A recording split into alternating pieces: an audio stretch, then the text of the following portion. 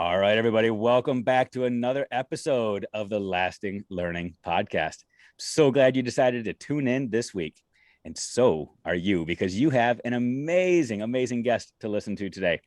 We've got a guy on who, first of all, I gotta put this out here. He's a Chicago fan. I got to put that out there because we're going to have some disagreements. He's going to ruffle my feathers. I know it, but I wanted to just put that out there for full transparency. So you can put this in 3 times speed if you need to just get this over with. Or if you want to just zero in and say, okay, this is kindred spirit, feel free. We got a guy here who's representing the Chicagoland area. He is just killing it in all things right now. He's a consultant. He's an educator. He is just a dynamic speaker, author. I want to say disruptor, but I feel like that term has been thrown around quite a bit. But he is a guy that brings to the surface the conversations that need to happen.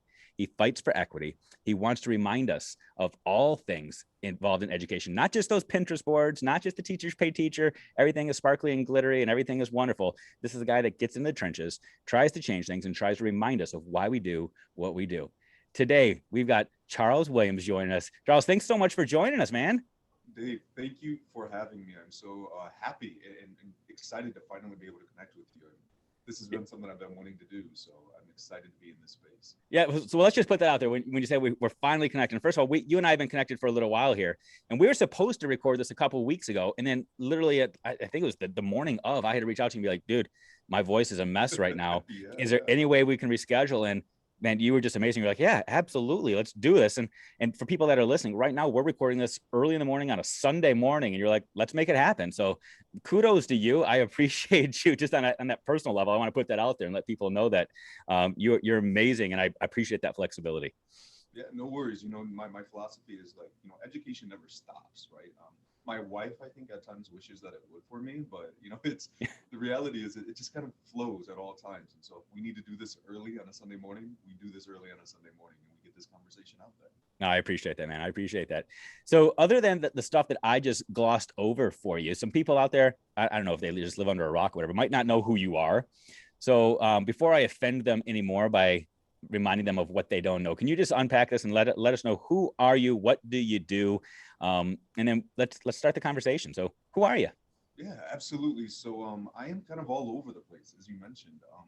I've spent the last 15 years an urban educator. I'm a current K through 8 principal on the far west side of Chicago in the Austin neighborhood. Um, and so that has been a phenomenal ride because I very quickly went from teacher. I spent a year as an AP. And then when I was in China as an AP, trying to build connections with schools over there, I get a call that my principal was resigning. And she was like, you need to step up. I was like, no, no, no, no. This was not part of our 5-year plan. I was supposed to learn from you. And she's like, you're ready, go for it.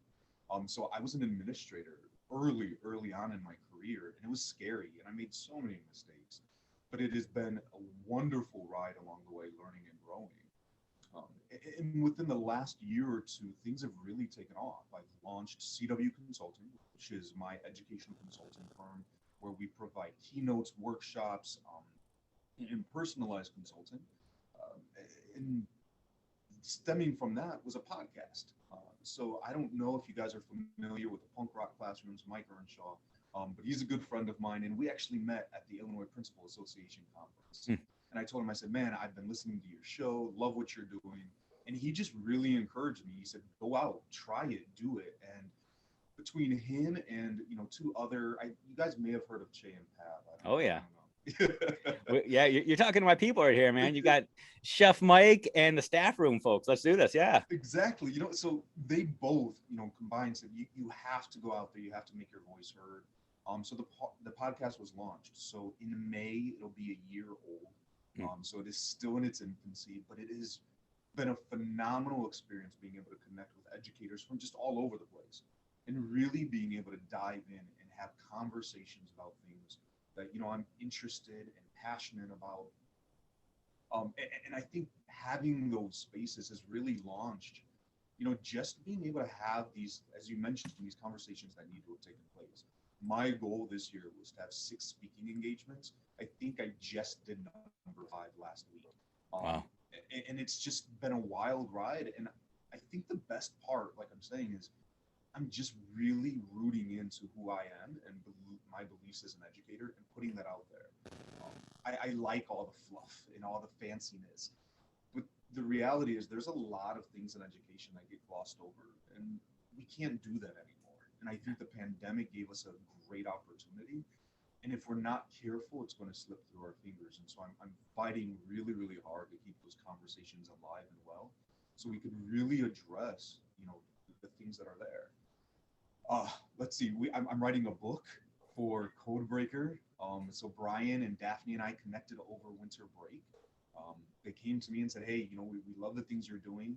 And I said, I'm glad we're talking because I've had this book kind of formulating in my mind for a while.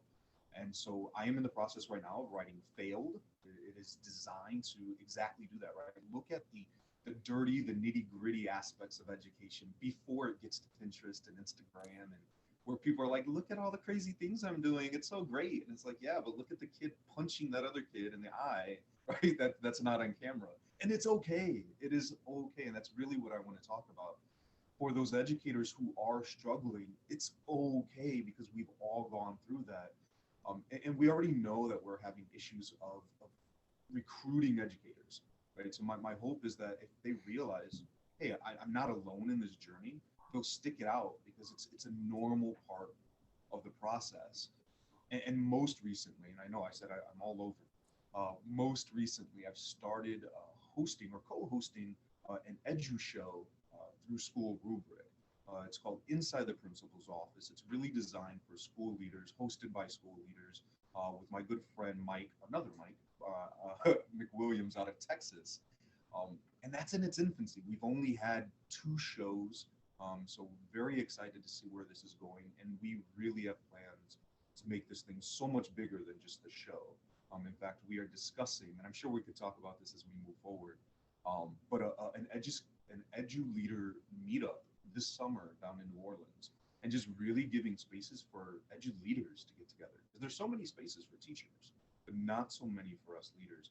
I mean, not that there isn't, the leadership lounge now on Fridays, but I'm just like all over. It is Oh, you're good, man. It's so much fun. So I feel like your life is almost like the Olympic rings. You got all these circles and everything is kind of intertwined and connected, but it all tells your story, which kind of fits with the book you're writing. How I think a lot of people that might see you on social media just see you as this guy that's kind of got it all. You're doing it all, and you're kind of just killing it right now. But they don't understand all of the story behind it and how all these opportunities have emerged and the work that's gone into creating what you have right now. When you were first doing your intro, you kind of just glossed over this, but I'm sure other people picked up on it. You said, yeah, when I was hanging out in China, my principal called. Okay, so you got to fill us in on, you can't just gloss over, yeah, I'm a principal over in the west side of Chicago. When I was hanging out in China, because it's not like you're just cruising through the neighborhood and you ended up in China. So talk us through that real quick.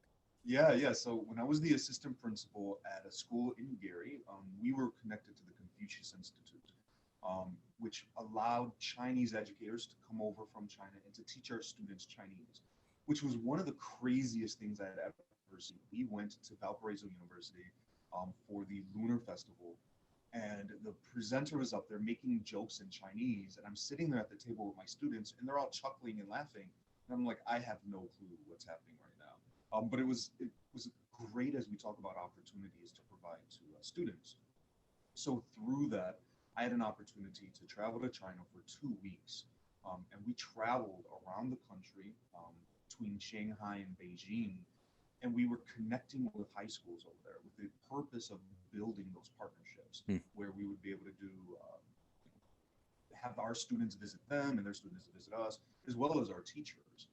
And it was really eye-opening just to kind of see their approaches. And one of the conversations, and I'll never forget this, is, we were talking about our days, and they mentioned how they teach a few periods a day.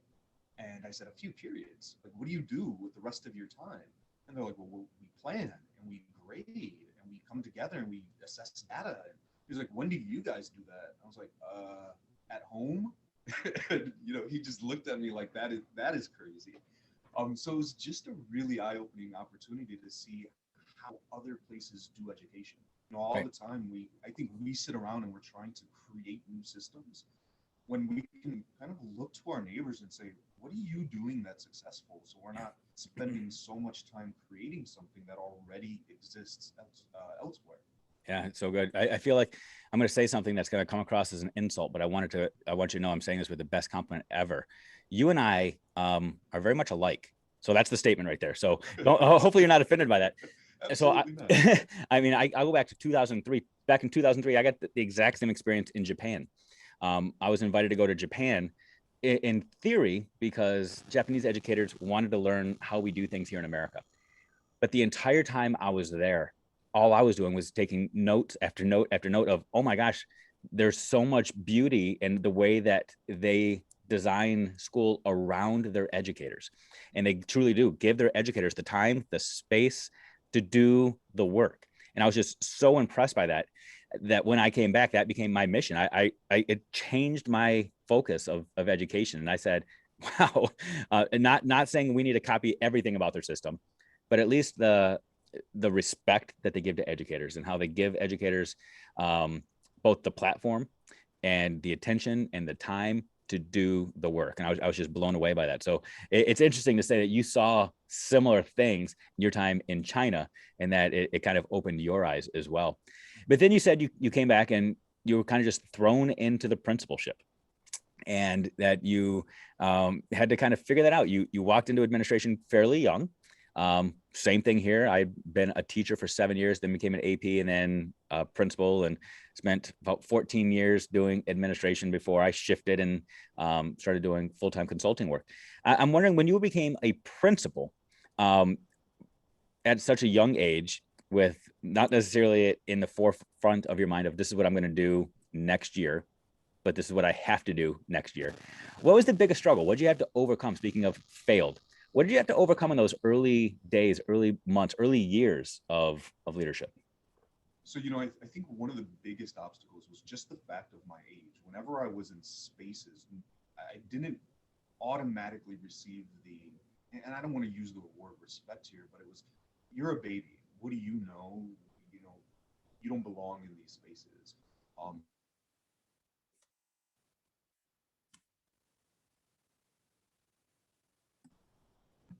so, and I don't know if respect is the right word, but, people didn't look at me as a leader because of my age. And I think a lot of what I was doing was trying to overcompensate for the fact that, you know, for exactly that, for that gap. I mean, I was going to principal conferences and people were looking at me like, why are you here? What are you doing here? Right. And so I think I spent so much time and energy and focus kind of trying to prove myself, that I really didn't take the time to focus on, well, what does it mean to be a leader? Right. And so that was one of my biggest, I think, flaws in the beginning. So I'm going to interrupt you real quick, because I'm wondering if that was a reality, or if it was your perception. Do you think people, as you look back on it now, do you think people really questioned your ability to lead because of your age, or was it your self-doubt of, these people aren't going to believe in me because I'm so young? Dave, I really think it was a combination. Yeah. I heard some of those comments being said, and I think that kind of set that, Sure. Idea that I had. So when I went into other spaces, I immediately carried it with me. And still in many cases, right, I have staff who are older than me. And it doesn't bother me anymore because now I know I carry with myself the experience. So I started focusing more on, what do I need to do in order to be a successful leader, kind of learning through those lessons, which is one of the reasons why I was hoping to be in that AP seat a little bit longer so I could kind of figure out that role. One of the other obstacles that I had was that I quickly became teacher, AP, principal. So I was now leading people that I was in a classroom with 2 years ago. And so I struggled with the idea of, we're no longer peers, right? We have a different relationship. And so that was a struggle as well. And it helped. I didn't enjoy it at first. When my management company, I'm part of a charter network, when I moved to a different school, I was able to kind of start fresh. Yeah. Right? I was able to build those relationships on that new level, and that really, really helped. And so I wish, if I would have went back, I would have been able to do that work. But it is what it is, and Yeah. I go forward with that lesson. It's fascinating to hear that, and to hear that reflection, because what you just articulated is advice that I've given literally hundreds of people. I feel like oftentimes new administrators, new leaders find comfort, rightly so, find comfort in becoming a leader in the school that they were groomed in, that they understand the culture, they know all the teachers, they know the initiatives, they know where they're going. But what you just described is such a common phenomenon. Once they transition from teacher to leader by title. I mean, they were already some sort of leader as teacher, because otherwise they wouldn't have gotten that position. But now they're leader by title. They've got the placard, they've got the mini fridge, they got the coffee bar, they got all the things, right? In their heads, they don't know how to make that transition. They don't know how to now create a little bit of space. They don't know how to become friend to feedback provider, to evaluator, to all of those things. And I've heard that from people that get their administrator opportunities when they're 50 years old. I've heard that from people that get their administrator experience when they're 25 years old. I feel like it's just such a difficult obstacle for people to manage. But yet I have also heard from people that are 25 to 50 that when they get that first opportunity in a new school, like you said, it's their opportunity to rebrand themselves. It's that opportunity to say, I'm new, this is who I am. And that's one less hurdle that they have to try to overcome. It's that perception, because what I struggled with was when I became an administrator, I felt like I needed to shift who I was, how I did things to try to earn respect, to try to generate some sort of, I don't know. I tried to put myself up on a pedestal so that people would see me on a pedestal or something. I don't know. And it all fell apart so quickly because I was trying to shift who I was and the way I did things based off of the perception I felt everybody else had of me. So I'm curious, what was different when you received the next opportunity? How did you do things differently? I think, I don't know if I so much changed as a person, but like I said, those relationships were different. Yeah. You were able to brand yourself differently, as you mentioned. And so I was able to go in there and just say, okay, here are my ideas, here are my philosophies, right? Because you don't know who I am. And so really being able to create that. And it wasn't a unique building. We had students from all over the world. It was actually a refugee school in Chicago. So as students fled their countries, this is where they came. And so again, it just continued to build me up as a leader to be able to say, okay, how do you operate in such a diverse school? I mean, we had 40 something languages within the same building, even different dialects. We had students who spoke Hmong, but you spoke one dialect, you spoke another. So I didn't even get assistance there. So really figuring out how to navigate this extremely diverse community and building. And so I just really started taking, I guess, lessons from those spaces and building it on to who I was. And then my management company, unfortunately, right, they said, hey, we need you to fix these things, get it together. And I did. And they're like, cool, now we need you over here. And I was like, for a while, I joked, I was like, I'm not the fixer, right? I hated that because I never really felt that I was able to gain traction. Yeah. But the building I'm in now, this is my 5th year there. And this is really where I felt like, yeah, I'm making a name for myself and getting really comfortable as an educator, as an educational leader, because the school was hurting. I mean, they threw me in, and my very first board meeting was like, all right, the school's about to close. I was like, what? Wait, what? Like, why am I? You're setting me up for failure. But I'm happy to announce, obviously, the school isn't closed. We've done remarkably well. But again, it showed me that it was in this space that I really learned the power of culture and relationships. I share the story that I went in full academics, right? We got to change the curriculum and make sure we get these teachers. And we did like textbook stuff. And then at the end of the year, our scores didn't move. And it was like, well, wait, what's going on? And then we have this thing called the 5 Essential Survey. And it really looks at the culture of the school. And what I quickly realized,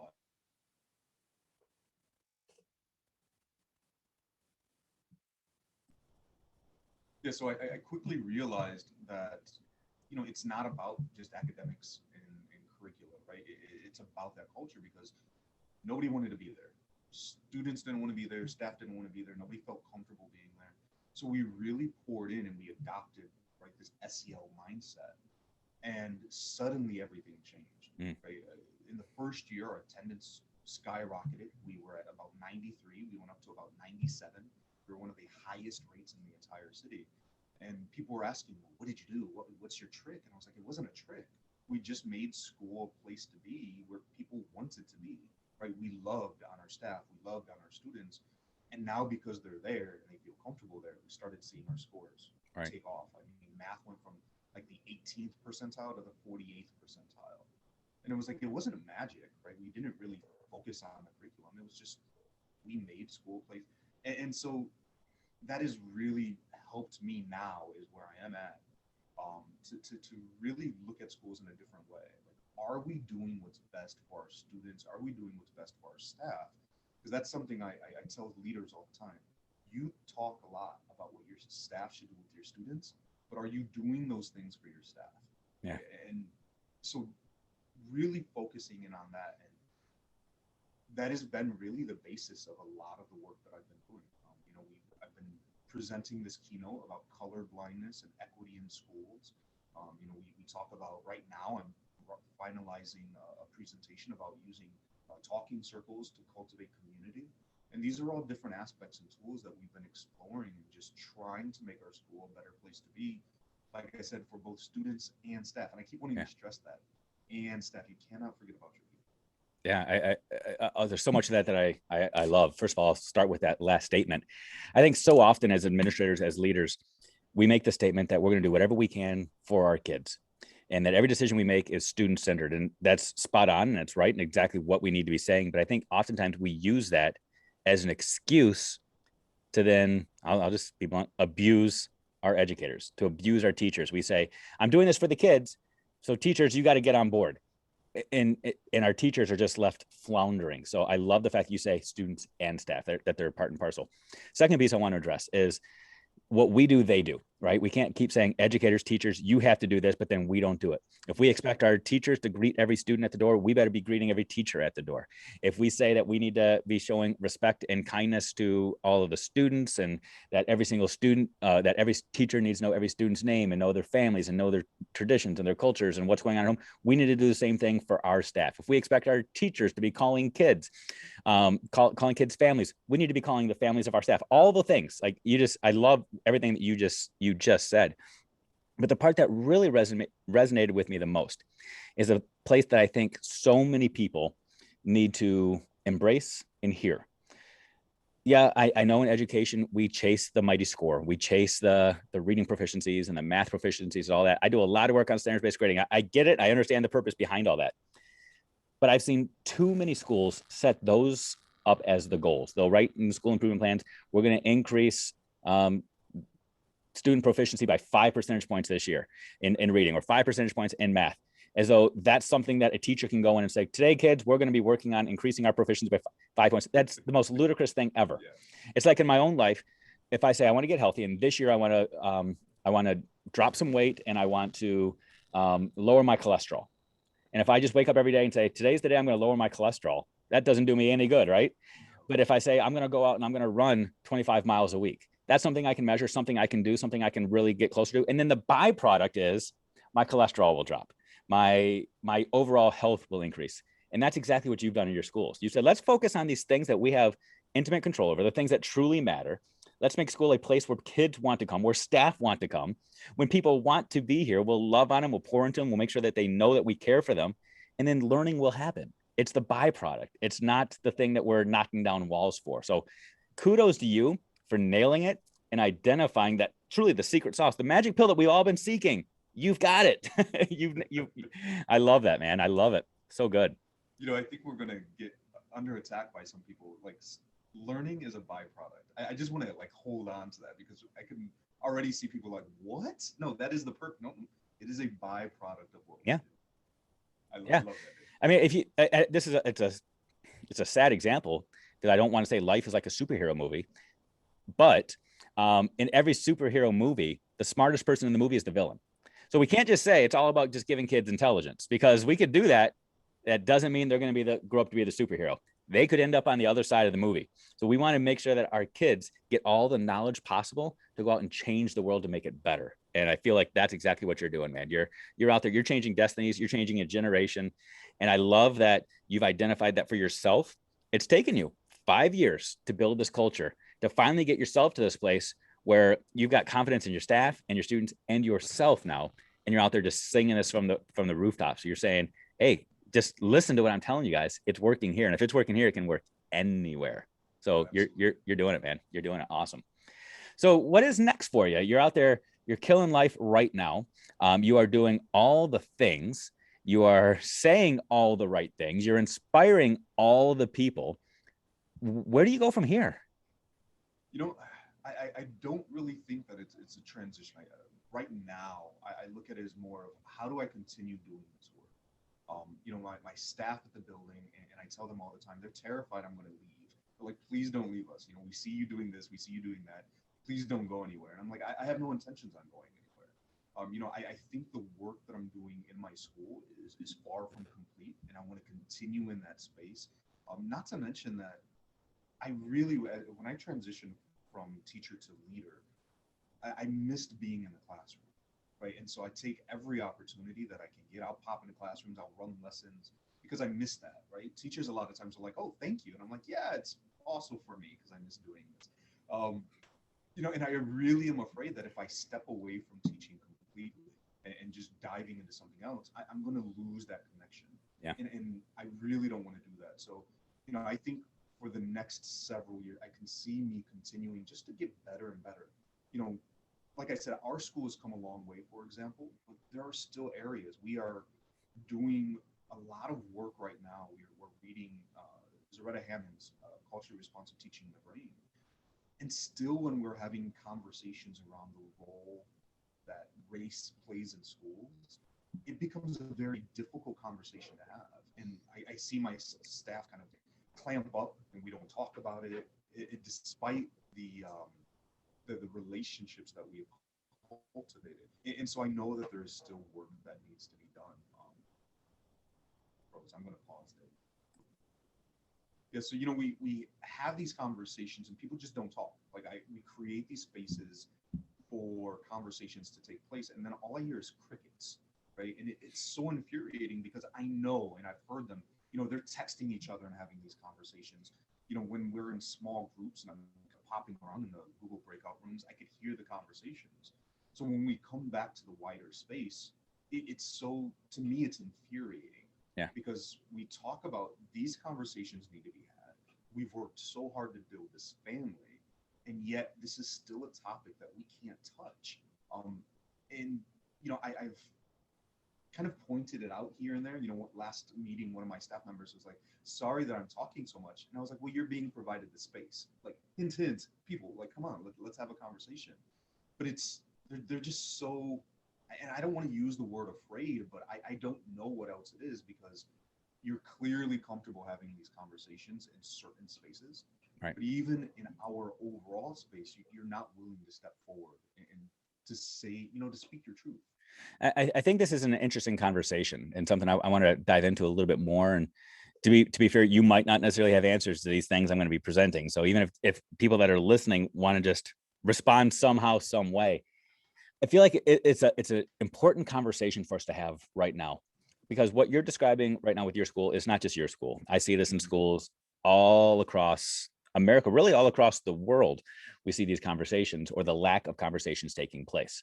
We see this on social media and so I'm a firm believer that I don't block people. I don't block people on social media. If you're willing to engage with me, I'll respond back to you and tell you to slide in my DMs and we'll continue the conversation, or I'll give you my cell phone number and we can talk, but I'm not going to block you. If you want to spew ignorance, spew your ignorance. And, I believe in the parable from the Bible. Sometimes you got to speak up just so people can see you're a fool. So I'll let you keep speaking and reveal your foolishness. But so many times in schools, we're afraid of having any conversation that we think will ruffle the feathers of others. We're afraid to have conversations about equity and race. We're afraid to have conversations. We're afraid to have conversations about grading because we're afraid it will reflect our values versus somebody else's values. We're so afraid to have the critical conversations, which is why I'm a firm believer. This is why the role of the assistant principal and the principal will never disappear in schools, because sometimes they're the ones that are designated to have those crucial conversations with parents and with students that teachers don't want to have with with parents and students. But I don't know why. I don't know why we're in this place where we're afraid to have the conversations. Is it because we're afraid that somebody will change our minds? Is it because as educators, we're taught that we're supposed to have all of the answers and we're afraid that if we enter in those conversations, it might reveal that we don't have the answers? Is it simply a fear of offending? and not wanting to upset the apple cart? Is it because we're so used to working in silos that anytime those walls are knocked down, we're not quite sure how to interact? I mean, is it all of these things? I don't know. Are educators a microcosm of society as a whole? Again, I don't know. But I think that we need people like you out there really poking that bear and starting the conversations, and not really stirring the pot, but giving people the space to say, let's just talk. Let's make your school is like the Planet Fitness of schools. It's the judgment-free zone. Let's just come in, look at each other, have the conversations, and leave loving, right? Why is it? Why is it so hard? I think you touched on some good points. Recently, when I've been having this conversation, even though it's fairly new, I've been attributing it to this idea of cancel culture, right? Mhm. Everybody's so afraid to say the wrong thing and offending the wrong person, and then suddenly they're blacklisted. Um, and I think that goes back to what you're saying, is that nobody wants to offend anybody. But the problem is that if we all kind of tiptoe around subjects and pacify each other and deliver platitudes, nothing is ever going to change. Like we sit around and we complain about, all of these things, right? The grading and assessments and equity, but then we don't, so few of us are willing to do the actual work.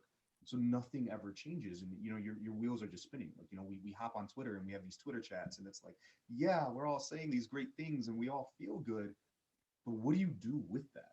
Like it cannot stop there.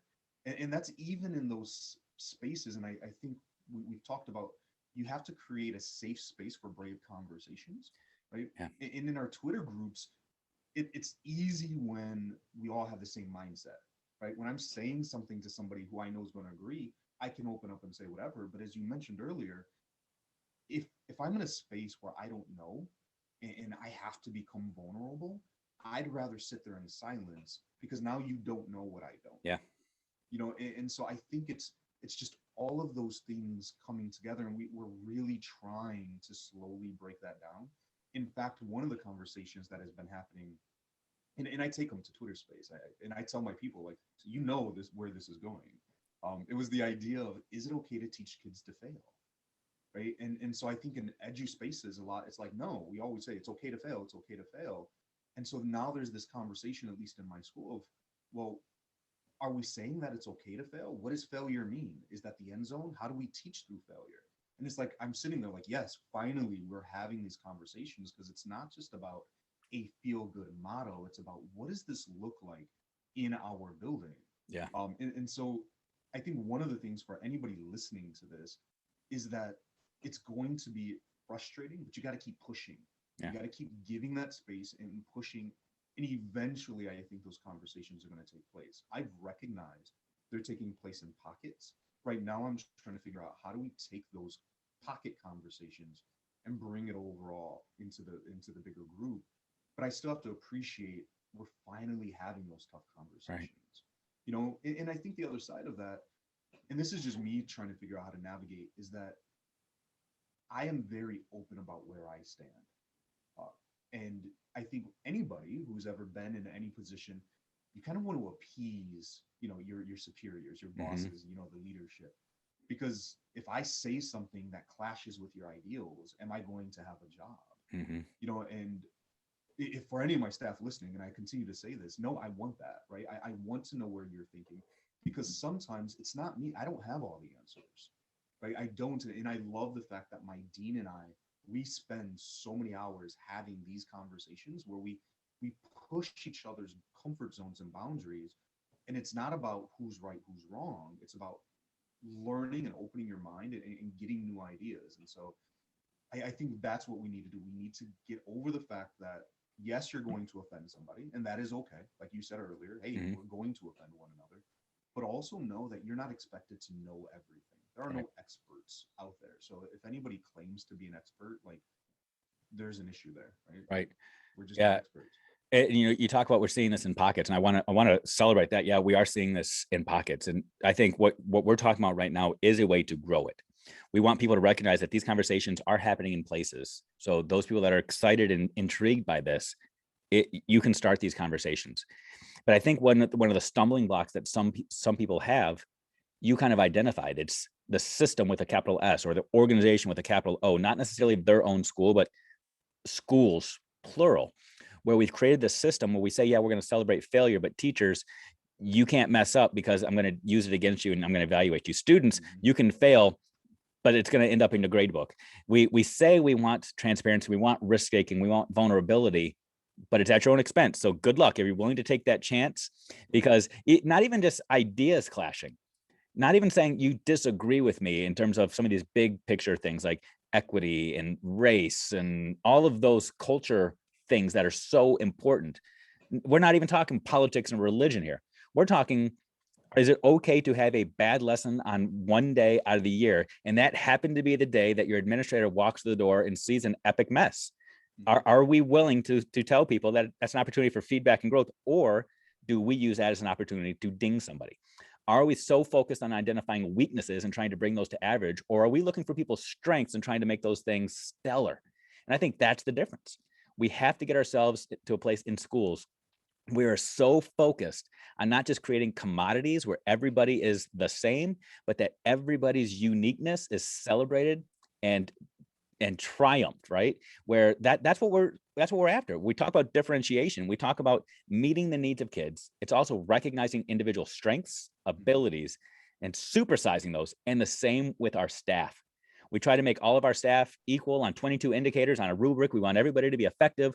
We want all students to be proficient, as if that's what society needs. No, society doesn't need a bunch of people all marching in step, doing the same things, locking arms. We want everybody to be celebrating who they are. And it's up to us as the leadership to tap into that and figure out who individuals are, which means celebrate where we disagree and own it, but give people that voice and that platform, man. So you're killing it. You're killing it.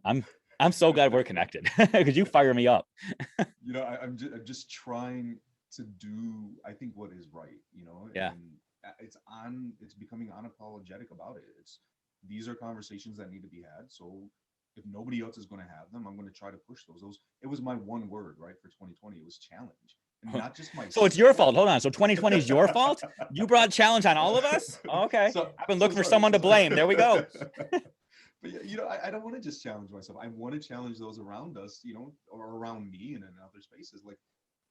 And that is my goal, right? I'm just going to continue pushing people, because the moment we become comfortable and complacent, we're going to fail. And yeah, so it's good. Can't do that. That's good stuff, man. It's good stuff. So, I give all of my guests the opportunity. I can't wait to hear what you're going to say for this.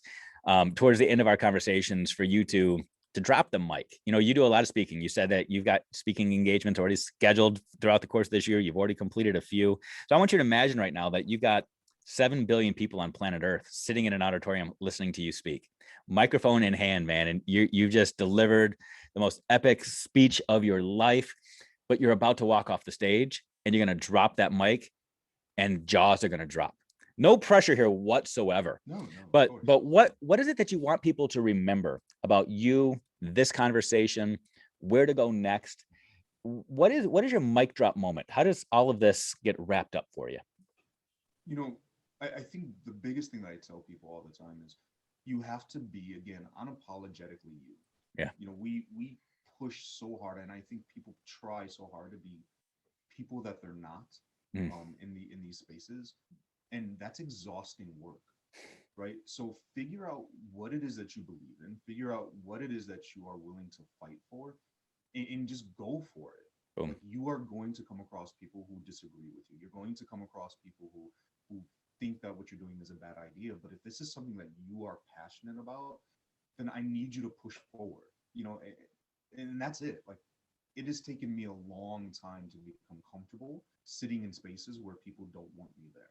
It's taken me a long time to become comfortable saying the things that I know people don't want me to say.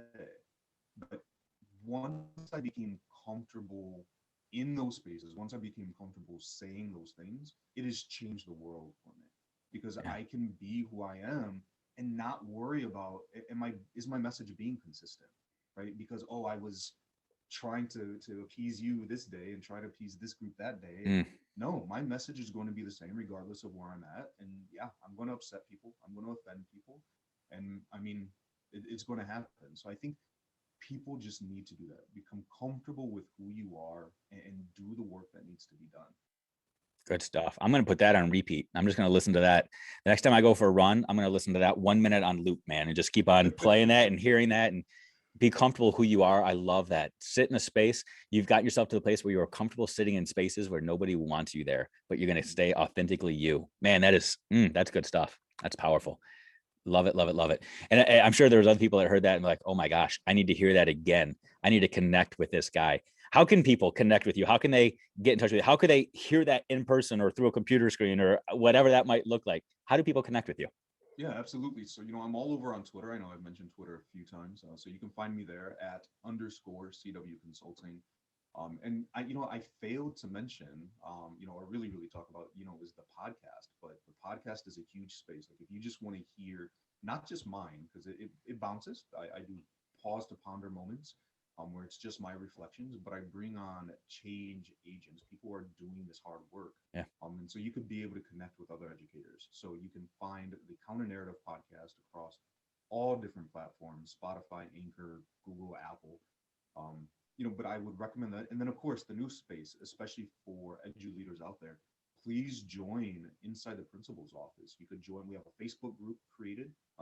Find us there and join that space to have conversations, or join us every other Saturday. The next one is on the 20th of March. And then it's every other Saturday from there. But join us on Saturday mornings as we have these conversations that I think edu leaders need to have. Sweet. Awesome. People, I'm going to encourage you, connect with this man, connect with him. Even if you just want to be that passive observer on the sidelines, just listening, observing, getting built up, getting affirmed, getting validated, or getting your buttons pushed, man. This is the man to connect with, because he will fire you up. He will empower you to go out and change your world so that you can change the world. Charles, I appreciate you, man. I appreciate you getting up so bright and early to have this conversation. I appreciate you just sitting in this space and being connected with me. And I appreciate your willingness to share your story from China to Chicago and all points in between, man. You're killing it, and I appreciate you. I appreciate you, Dave. Thanks for giving me the space.